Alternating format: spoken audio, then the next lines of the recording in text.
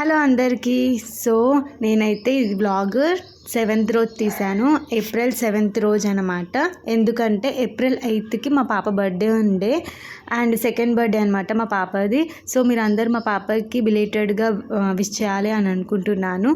So ఇదేంటంటే నేను afternoon టైంలోనే తనకి మెహందీ వేశాను అనమాట. తనని పడుకోబెట్టేసాను. చిన్నపిల్లలకి మెహందీ వేయడం అంటే అదో పెద్ద టాస్క్, అంతే కదండి. మీరు కూడా చెప్పండి అవునా కాదా అనేది.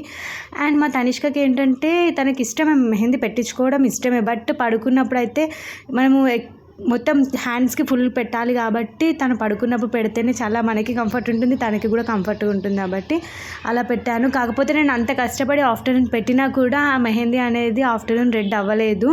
సో మళ్ళీ నేను నైట్ పెట్టాను. అదే రోజు 7th రోజు నైట్ దాని మీదకెళ్ళే పెట్టాను. నెక్స్ట్ డేకి అది మాత్రం మంచి కలర్ వచ్చిందనమాట. అండ్ ఇట్లా చిన్నపిల్లల హ్యాండ్స్ అలా మెహందీతో చూస్తే ఎంత క్యూట్ అనిపించాయో. సో మా తనిష్క అయితే తర్వాత లేచి కూర్చుందనమాట. ఆయన పెట్టించుకుంది, ఏం డిస్టర్బ్ చేయలేదు. సో దాన్ని కూడా షూట్ చేశాను. చూడండి ఇట్లా నేను 4 సైడ్స్ పెట్టేశాను, 2 హ్యాండ్స్కి ఫుల్ కవర్ చేశాను అన్నమాట. సో ఎందుకంటే మా పాపకి ఇష్టం అనమాట. ఆఫ్ కోర్స్ ప్రతి ఆడపిల్లకు కూడా మైదా కంటే చాలా ఇష్టమే ఉంటుంది. సో మా పాపకు కూడా ఇష్టమే. అండ్ నేను కాళ్ళకు కూడా పెట్టాను. కాళ్ళకైతే ఇలా పెట్టాను. ఆ చిన్న చిన్న బుజ్జి కాళ్ళకి అట్లా మైదాకు పెడితే రెడ్ అయినప్పుడు చూడడానికి ఎంత క్యూట్ అనిపించిందో. ఐఎమ్ సో లక్కీ లాంటి బేబీ గర్ల్ నాకు ఉన్నందుకు. ఎందుకంటే నేను నా ప్రయోగాలన్నీ తన మీద చేయొచ్చు కాబట్టి హెయిర్ స్టైల్స్ కానీ లేకపోతే మెహందీ అన్నీ కూడా నేను ట్రై చేయొచ్చు, డ్రెస్సింగ్ది అయినా సరే.